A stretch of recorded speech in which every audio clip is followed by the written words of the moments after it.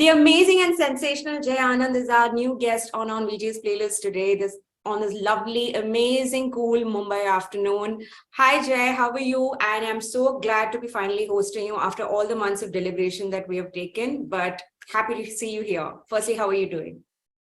I am doing good and thank you for having me. I know like we've been spending it, I think 5, 6 months at this point, just figuring out the right time, but I'm glad we're finally doing this.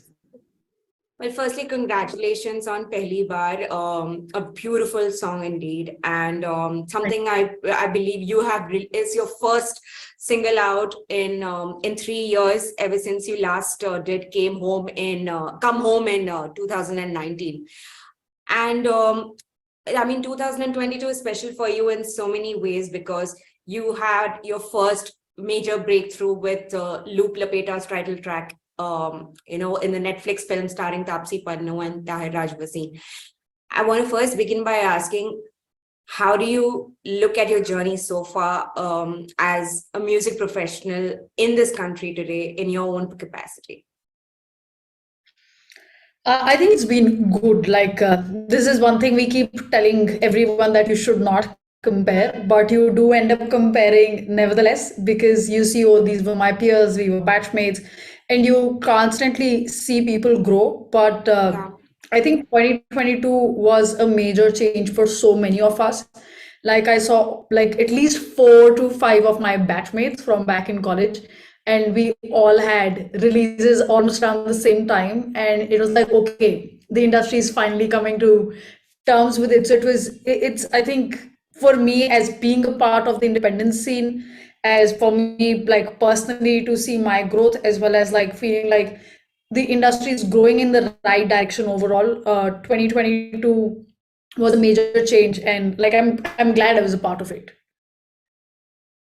I think when we look back at 2022, it's amazing because I think since September you also started the Queer Plexus, which is an inclusive workspace community, and you're the founder of it. You also have played at least 10 shows in a year where you were performing at spaces where you do not have to pretend to be somebody else. Would you want to tell us more about that?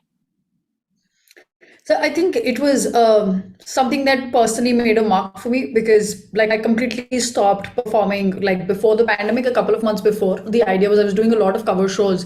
So just wanted to take a pause, restructure, and like I'd reached a point where I was like, I don't want to do this anymore. Like I'm not saying there's anything wrong in terms of the people who are still doing it. But for me, like I really wanted to focus on making my music and just doing that. And I think it was September 2019. And I was like, okay, I'm going to take this season off, come back with the next season with a bang. And I started writing newer material, but the pandemic hit and like everything took a toss. But that also gave me a lot of time to reflect on how I want to go forward because that gave me some time as a breather to just come to more terms with my identity, especially in public. Like, of course, I was very familiar with everything before, but I was like only a close set of people knew of it. I would never outrightly say that, okay, I identify as a trans man. So people would just assume I'm queer without me having to say a word. Uh, so the idea was, okay, that I need to finally own who I am and then make sure that I feel comfortable because I have missed out opportunities, whether it's come in terms of like just connecting with other people, performing a couple of shows because I did not feel comfortable in that setting. So either I will say no or I just not put myself in a situation like this. So it's very disconnected from the industry at large. Like I know of everyone, but the independent music scene, I feel it's very small and everyone knows everyone and they support each other.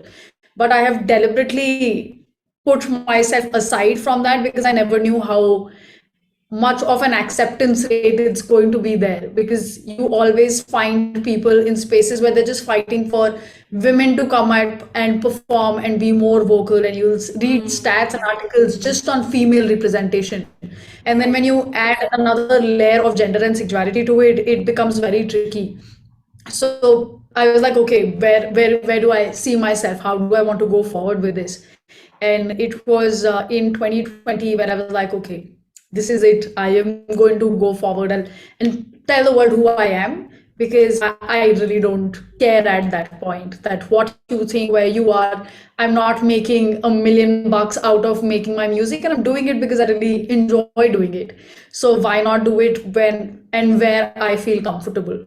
So I think that's where the journey started. But because it was during the pandemic, of course, there were no live gigs that were happening. So 2022 was that change where I was not just worried about how people are perceiving me and how they're like trying to dramatically change the narrative when I'm playing a show, but I could just be myself, tell the stories behind the songs of why I wrote it, when it wrote it exactly the way it was.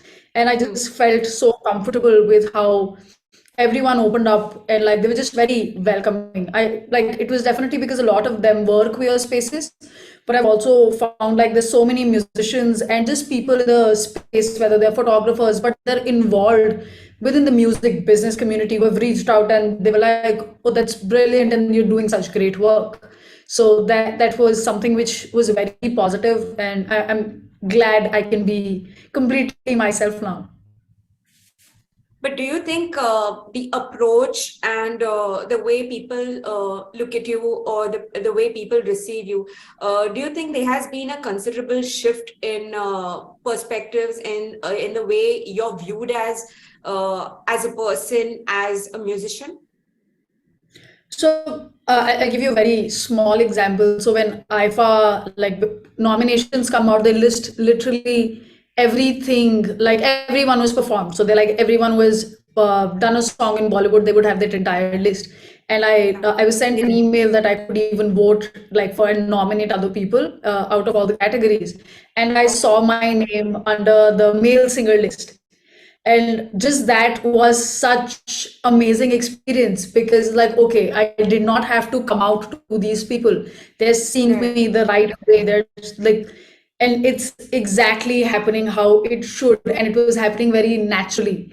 So yes, the perception has changed. People, I don't feel uncomfortable in a lot of settings because people have shown that effort, that okay, we respect your identity and we will ensure you are included in the conversation. Even if they like mess up here or there one or two times, they will apologize, they will correct themselves, and then things move on. So I think that has drastically improved over the last few years. And maybe it was just me and we're just scared of the kind of experiences we hear about on a daily basis of how people will accept it. But in general, at least the people I have interacted with or worked with, they have been very inclusive. Happy to hear that. Jay, let's talk about your initial beginnings as a young artist in the making. I believe in an interview that I read about you, you said that when you were just about 6 months old, your parents have spoken about it to you that you barely could walk, but you would dance a lot to Michael Jackson's Thriller. Is that correct? Yes, that's still one of my favorite songs till date. So clearly the bug bit you when you were as little as young as 6 months old. But then how instrumental did wanting to learn music and do music become in shaping you as a personality? So I think there are two sides of it. One side, like as a young kid, I was in a girls' school growing up, so I was the only one who could even like play an instrument. So it was just a major ego boost for me that oh, I could do it, and I could like it wasn't even being better than anybody else. It was like I was the only one who was doing it. So that's the environment I grew up with. So everyone was like, oh, how do you do it? Can you teach me? So you got a lot of attention, and I was like, okay, this is something I want to do. And another aspect of it was like it kept me out of class. I've never been a studious student, like whether it was debate, whether it was sport, music, anything that would just keep me out of the classroom. I was like, I'm in, I'll volunteer and I'll do that. But over the years, like when you grow up, especially like with the Indian education system we've grown up with, you start focusing on your education a lot. Academics. And your parents are like, no, you have to leave this, just focus on this. You have your board exams coming up. So everything, like with every passing year I was growing up, like okay, I stopped playing basketball, I stopped playing football, I was not doing debating anymore, I was not doing so and so, but music stuck with me through. So by the time I finished school, I was like, okay, this is all I know. Like I've been doing it for years. Even if it was like for 2 months during the summer break, it was always with me, and I really enjoyed it. Plus, at the same time, I felt I could express myself the best through it. I'm not very good with communication at a personal level, but that has also been because of my identity. That like I always like shut my feelings out because I never thought the other person will completely understand what I'm trying to say. And this was my space of like my world, my little bubble, where I can create my own stories and be whoever I wanted to be. So I think music definitely shaped me personally on that front. And by the time like I was like done with my undergrad, it's like that's all I know, that's all I want to do in life in whatever capacity it is. So of course, like I've been a musician, I've been playing and recording music, but I've also worked as a music educator, also worked Yeah. on the business side of things, where but it has always been music for me. Like nothing else makes sense. So yeah. Yeah, I believe you used to handle partnerships at allround.club, and you also used to help enable a lot of music creators at fanstand.co. Is that correct in your last roles? Yes, so it was technically like the same team with the all round. I was initially onboarded as a curriculum designer and educator, but like very quickly I transitioned into a product slash partnership roles. So like I was heading the music department. I was working with all the amazing teachers we had who were working with us. A lot of them are actually a part of the independent music scene as well. And then of course I was working on the product side of things to just enable the education part for the kids. And then like eventually we shut down all round and we transitioned to a different company, which was Fanstam, but it was the same team I was working with. And the idea over there was we were trying to help creators monetize through NFTs, because it was still a newer concept, a year and a half down the line when we had first started it. And there was so many startups that were coming up. So I was again handling product and partnerships for them.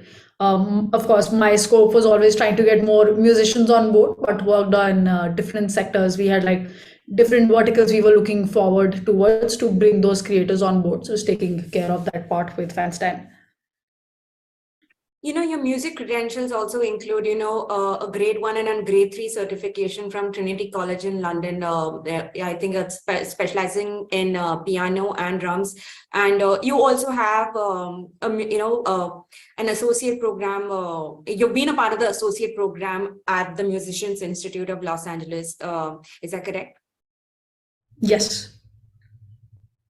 So, I mean, when you made the shift from, I believe you hail from New Delhi. So, when you made the shift from New Delhi to Los Angeles, tell us about the time that you spent in Los Angeles. When you were studying music, what did you learn? What is happening differently in the West that you think that should be also brought into the Indian music landscape? Something that we could actually, borrow a leaf from their book.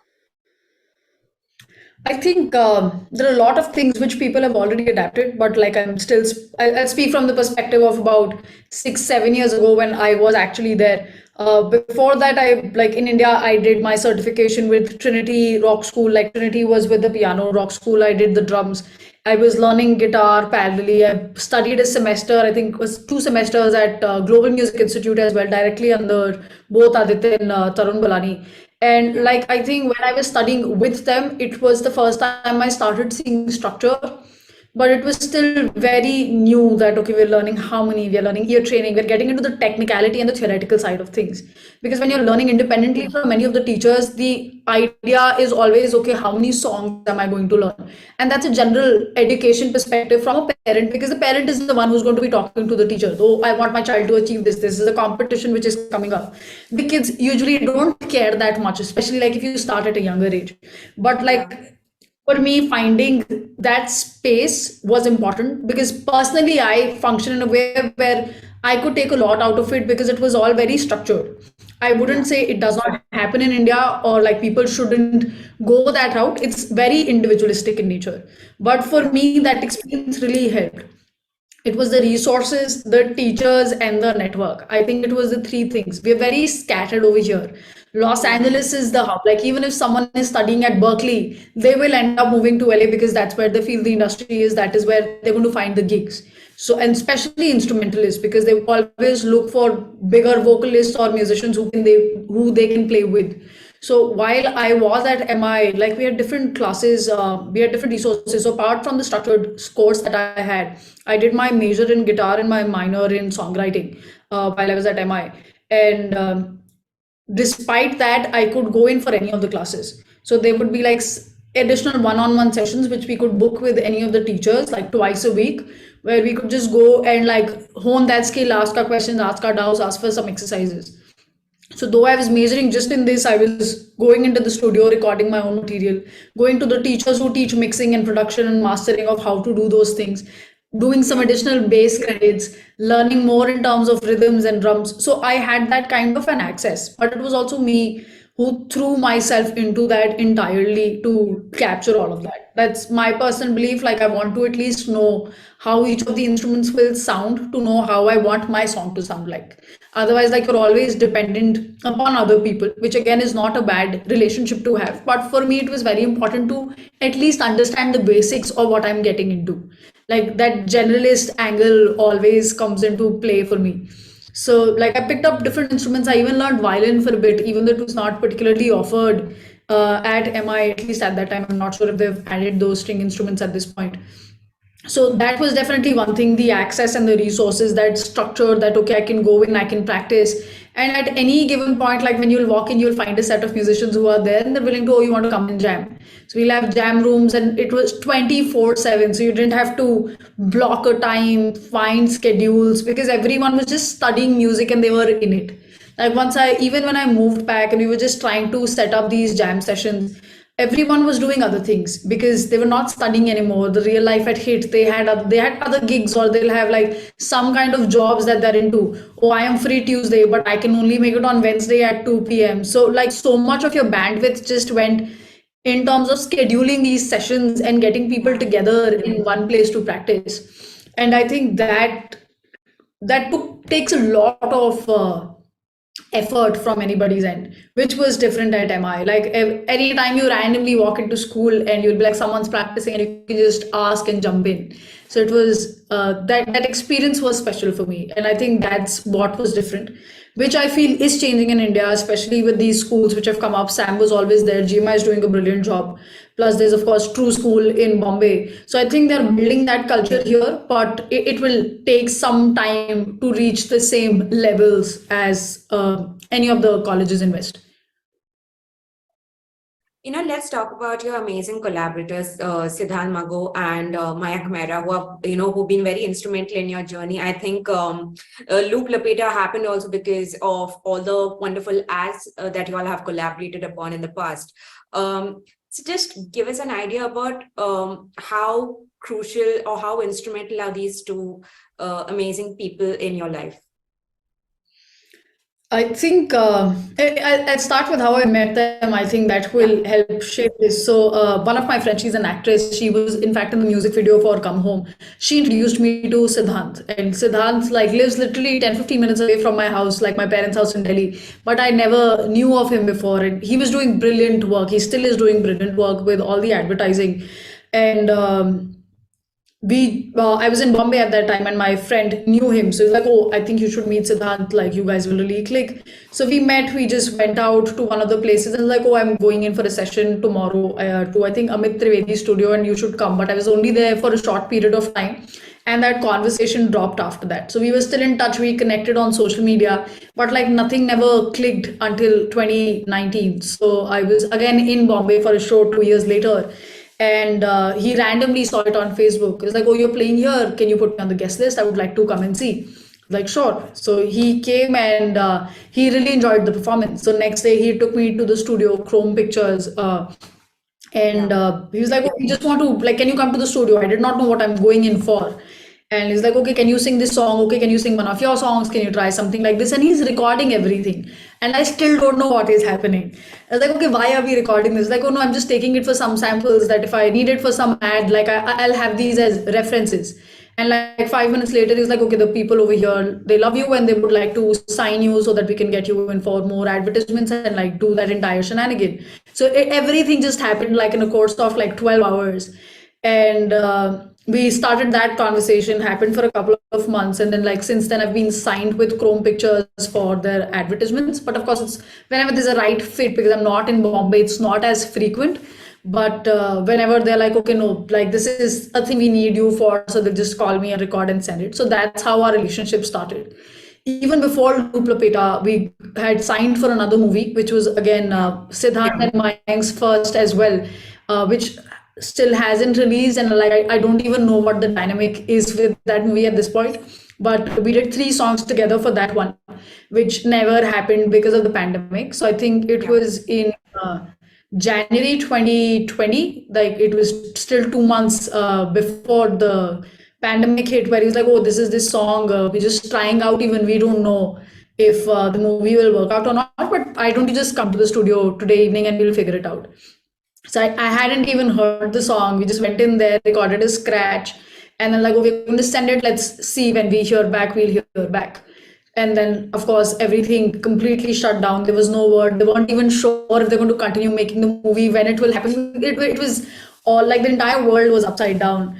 And then finally, like in 2021, they're like, okay, can you go into a studio? We really want you to sing this song. So we're pushing the producers at the movie that no, you should be the singer instead of getting like someone else. So just go into the studio, record it one more time so that like we have a proper professional recording. We've just done a scratch before, and let's see what they say. So did that, and that was it. They were convinced. So Loop Lapeta came into play. And in fact, like they've always helped me. Mayank did a pro bono kind of a thing for me where he produced Pehli Baar as well.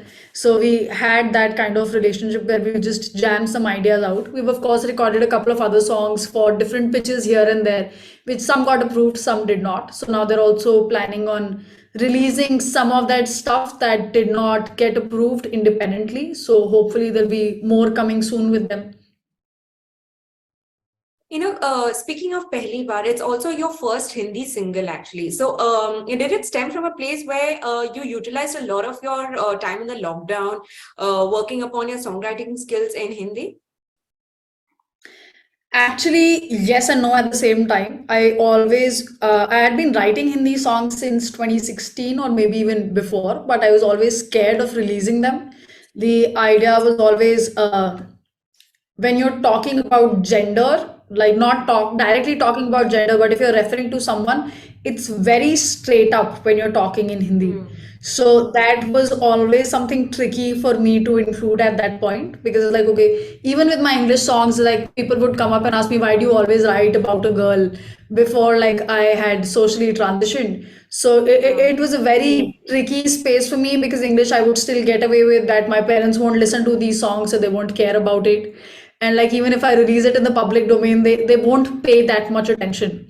So like I always kept myself distant from Hindi, trying to be that elite musician that no, I only perform in English. Again, like not trying to make fun of anyone, but like everyone is in that own space. But like I just took up that personality for the time being, because that's the only defense I had. But I was writing in Hindi, and like I've grown up listening to Bollywood. So it was just me coming more in terms of who I am that paved me to me being just comfortable with releasing something in Hindi. So like right now I have a board over here. I have about 10 songs in Hindi which are ready, out of which I've only released Pehli Baar so far. But that was an experience for me as well. Like it's just been me getting more and more comfortable in the public eye with who I am. Like that's been my transition over the last 2-3 years. Let's talk about the support and the encouragement from your near and dear ones since you made the social transitioning. Do you think that your immediate loved ones have become wanting to educate themselves and be much more informed about the lives of your kind, and how to deal with subjects like what you're going through? You think there has been a sense of evolution around you? So when it comes to family and friends, especially the ones who matter, they always knew. Like they've known for almost a decade before this. It was just that I was not publicly out. So it was just about me making that decision of where I want to be. I haven't really ever cared much of what my extended family thinks per se. A lot of my cousins knew who I did not think at that point that they will understand, especially like from the paternal side of my family. But I think all of them, like at least who are my age or younger, have met even my partner at this point, and they've gotten comfortable. They ask questions, they read about it. Like even if they mess up, it's always like because it's uh, we're still taking time and they're not sure how to respond in terms of when our parents or our elder people in our family are around. So it's usually just around that environment. But like I never thought it would be that easy, even with my family per se. But in terms of friends and like just acquaintances, I was glad I did it because the people who did not understand, they're out of my life now, which is very easy because I don't want such people around. And the ones who have stuck, they of course are putting in an effort. They ask questions if they do not understand something, or they find ways to educate themselves. And I think that's very important. Like even the first time, like the first person I ever came out to, my friends back from school, like my friend, she random pick up the phone and like, oh, I have a question. Like there will be no hi, nothing. We'll be in school together all day long. I'll come back home, and if she had a question, she'd just pick up the phone and ask me. It was as simple as that. So, but you of course have to find that right dynamic. But I knew that's something they don't understand, then they're trying to, so that they can like be more comfortable. They can make me more comfortable in any situation. And that's all one needs. You have to just extend that privilege a little of being comfortable in any situation you are. So I think that that's a journey. It's an evolution which happens for everyone. But I think I've met a lot of people since then, also during this transitioning period, online especially. Like Instagram has played a pivotal role in this, and I think you and I also connected through the same medium. So it has opened up a new world and created this small big family for me at this point. I was reading one of your quotes, and I just couldn't help but actually agree with what you said, because I think the quote goes where you say that the idea that you're always identified, or you're always looked at basis on your gender, and not because of your merit at at professional spaces, and that is something that really ticks you off, and rightfully so. But again, Jay, unfortunately, from what I have seen, many a times, representation, especially of the marginalized communities, becomes a tick mark exercise. It's just, oh, there is, it's International Pride Day, or it's, we are celebrating the decriminalization of homosexuality. So let's call so and so people on our panel today. How do you look at this, this tick mark approach towards the marginalized community? I honestly try and stay away from it as much as I can, because people will do it. It is a check mark. It's an idea about just tackling a new segment of audience, especially by companies or brands that they're trying to do. But like as I said something before, I think if I talk particularly within the music industry space, we are, at least in India, still battling getting female representation. So, like, I know Amit has been doing brilliant work in terms of just releasing those stats every year. And I've never seen these conversations until like 2022, where they even started speaking about gender and representation per se. I think it was all about music, or there was another conference which was happening in Delhi. I'm not sure. I'm probably forgetting the name. And I read a lot of reviews, and it was led, like it was like women in music industry. It was initiated and led by all men, and within the women, they got like one person. I'm completely blanking out of the name of the conference, but it was like it's just hilarious of the kind of things people think they can get away with, and they have no idea. It's just a checkbox, and even till date, like the idea is still the same, that they're still pushing for how many females are performing at a given festival, whether it's NH7, whether it's even Lollapalooza for that matter. So these are the only stats you talk about. But if you technically look at it, there is not a single publicly out person in any of these festivals lineup, even at the name of representation. Like even if they were trying to do a checkbox, they are not even doing that within the music industry. And there are so many amazing people who are making music, releasing music. Like I can give you 20 names right now, Yeah. but you do not see one on the lineup of any of these festivals. And it's simple, you don't care. It's as simple as that.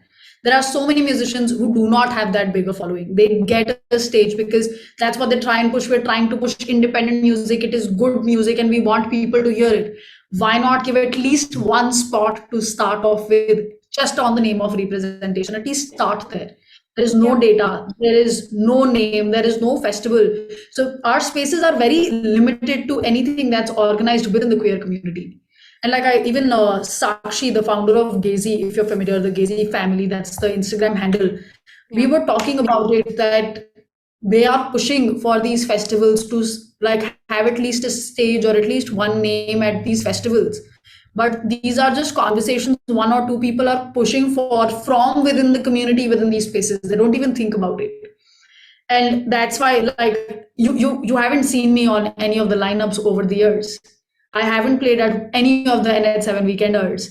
I was once told I would be, but by the time it came, everyone just vanishes because you don't have these contacts. And I'm okay if someone wants to challenge me on this, but I really feel it's all about the contacts you have within this industry, especially in India at this point. People uh, say they're getting people for music, but it's often either about the people you know or if you have the numbers, which I understand, like from a business perspective, they need to have people who can bring in the crowd. But if you're getting others, you can do the bare minimum of including everyone. Jaya, since you spoke about mentioning artists whom you know, from the community who you look up to, and you know that they should be there on the festival lineups. As a person who firmly believes in the feeling of community, and as someone who always loves endorsing the idea of belonging and the idea of, you know, feeling together, if I could ask you some of your personal favorite Indian independent artists that you love listening to at leisure, or whose work you love checking out. I think there are quite a few, but I always blank out on names because I just put them like in a playlist. But I really think Kamakshi is doing brilliantly right now. Like there are a couple of songs which like I can start humming like this. Kamakshi and I were batchmates back in the day. Like we come from the same batch from Delhi University. But I think she's doing a brilliant job. Like I always tell everyone about that. Of course, there's Off, which I was recently introduced after the Gehraiyan fame, but like I checked out some of the previous work and definitely enjoyed it. I think as just the technicality of a musician, Sangeeta is doing brilliant. They're all mostly Delhi musicians who've grown up in the same space, but like there's so many. I think there's another one, Loyal. I met him like I think back in 2017 or 18. Like I haven't seen him live yet, but we just jammed once. And the kind of skill that person has is just entirely at another level altogether. But there's so many, like I can keep adding names. There's Anand, there's Sharvi, there's Prabjot, he's doing brilliantly. There's so many of them. Lastly, Jay, that you know, now that you say that you have about 10 Hindi songs written and ready, what are the big plans now that we're in 2023? There are always plans, so I will keep them as plans for now. But I definitely want to put some music out, but it's very expensive. And as I said, like I have deliberately kept myself out of the industry for the major part of my life. And now I'm like getting into my 30s pretty soon. And now I've reached that stage where I'm just lazy and I do not want to like go to these places. I think my first struggle is finding the right producer. So far, every time I've worked with the same set of people I've had in US. They did the album, they did Come Home, Fool to Want You. I produced myself with another friend of mine. But right now, I think it's finding the money to pay the producers and all the other costs and finding the right producer where the struggle is at. But once that is sorted out, it's going to be raining songs. Well, here's to good music, and here is to your amazing journey. Jay, thank you so much for talking to me today. And I really hope soon there's an opportunity that presents itself to us where we get to meet in person. And thank you so much once again. Thank you for having me. I'm glad we could have these conversations, and I hope the people hear the points we spoke of, and that helps someone at least. Well, here's to looking at more inclusive festival lineups for sure. Yes, please.